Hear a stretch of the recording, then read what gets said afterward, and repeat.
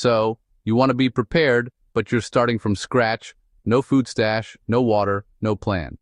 It's easy to feel overwhelmed, especially when you see people with bunkers and years of supplies. But starting from zero is actually an advantage. You can avoid expensive mistakes and focus on what really matters. Prepping isn't about having the most stuff. It's about having the right stuff and a solid plan. Forget doomsday scenarios. Real preparedness is about handling everyday disruptions, storms, job loss, or a power outage. In this video, I'll give you a step-by-step, budget-friendly guide to building real security, even in a small apartment. Ready to go from zero to prepared? Let's dive in.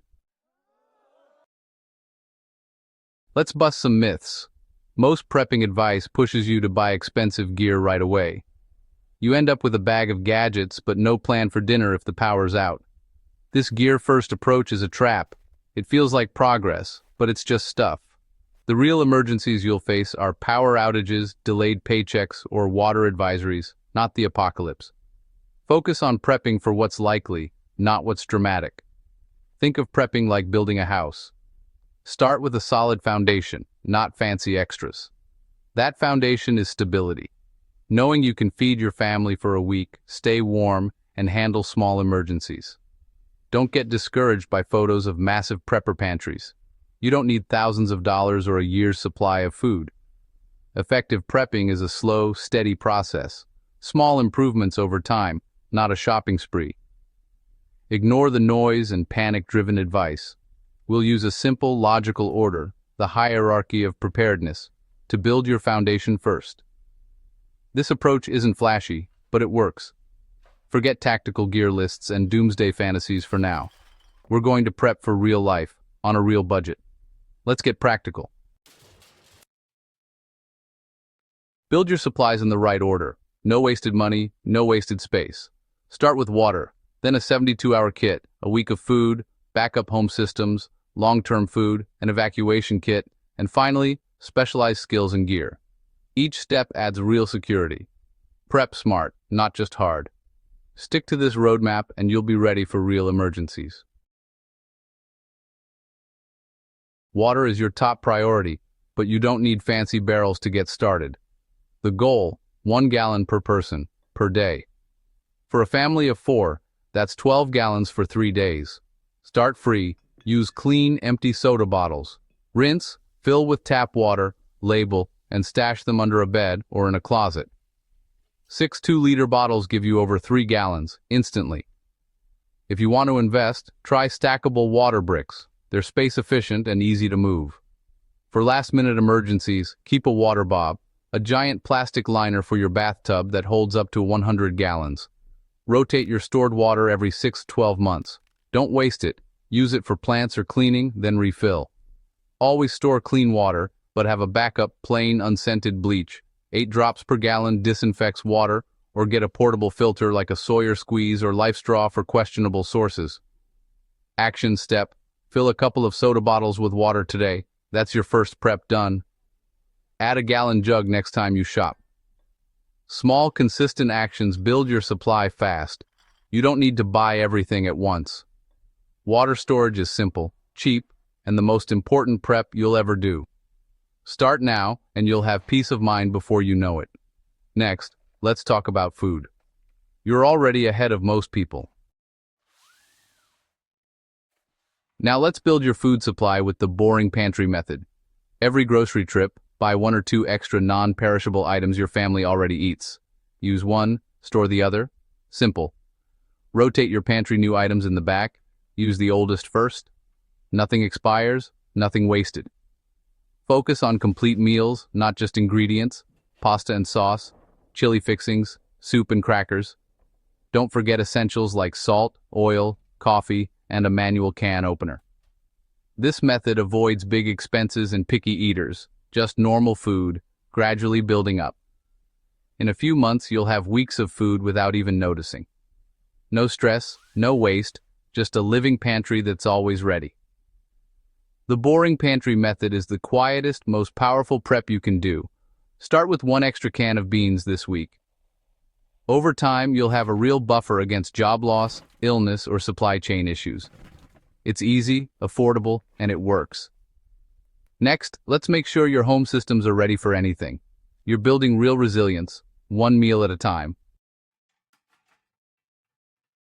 With water and food handled, let's keep your home safe and comfortable during disruptions. First, lighting. Get a quality LED headlamp for each person.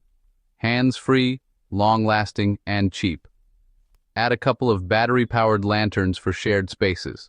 Stock up on extra batteries and keep them with your lights. For cooking, use an outdoor propane grill or a small camp stove. Safe, simple, and effective. Always have a spare fuel canister. For sanitation, use the 2-bucket system. One for liquids, one for solids, lined with a trash bag and covered with kitty litter or sawdust. It's not glamorous, but it prevents a crisis. Stay informed with a battery-powered or hand-crank radio. Get news and emergency alerts even if the power and internet are down. For warmth in winter, gather everyone in one room, close doors, hang blankets, and use sleeping bags and warm clothes. In summer, use battery fans and open windows at night for airflow. These systems, light, cooking, sanitation, information, and climate control, turn a crisis into a manageable inconvenience. Start with lighting, then add each system as you can. You don't need to do it all at once. Each layer makes your home more resilient. Focus on what's most likely to fail in your area. Build these systems slowly and methodically. You'll be ready for anything. Not just surviving, but staying comfortable. Next, let's talk about financial preparedness. It's just as important as food and water. Financial emergencies are more common than natural disasters. Start with a small emergency fund, $500 to $1,000, to handle car repairs or medical bills without going into debt. Think of it as your financial 72-hour kit. Next, pay down high-interest debt. It's a leak in your financial boat. Once debt is under control, build a bigger emergency fund, 3 to 6 months of expenses. Keep some cash at home in small bills. If the power's out, cards won't work. Budgeting isn't restrictive. It's a map for your money. Track spending, find leaks, and redirect savings to your preps.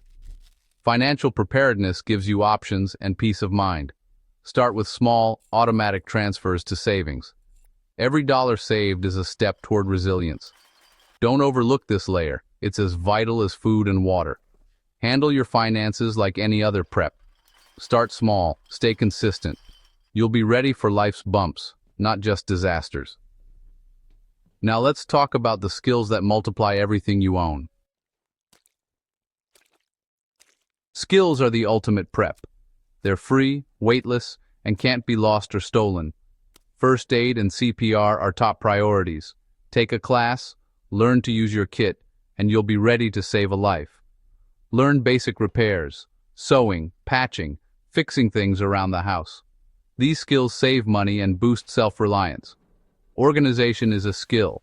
Know where your supplies are, keep your kits ready, and rotate your pantry. Cooking from scratch stretches your food supply and boosts morale. Learn to make bread or cook dried beans. Physical fitness is a prep. Walk daily, do bodyweight exercises, and stay healthy to handle emergencies. Critical thinking and a positive attitude are your greatest assets. Practice staying calm and making decisions under pressure. Run through scenarios in your head. What would you do if the power went out right now? Skills multiply the value of every item you own. They make you adaptable, confident, and resourceful. Invest time in learning, not just buying. The more you know, the less you need. Build your skills alongside your supplies. This is how you become truly prepared. If you're feeling overwhelmed, remember, start small and stay consistent. Today's goal isn't a year's supply. It's filling one soda bottle with water. Every extra can, every new skill, every dollar saved is progress. Don't compare your beginning to someone else's middle. Take your first step today, then share it in the comments. We're all in this together, making steady progress. Thanks for watching. See you next time.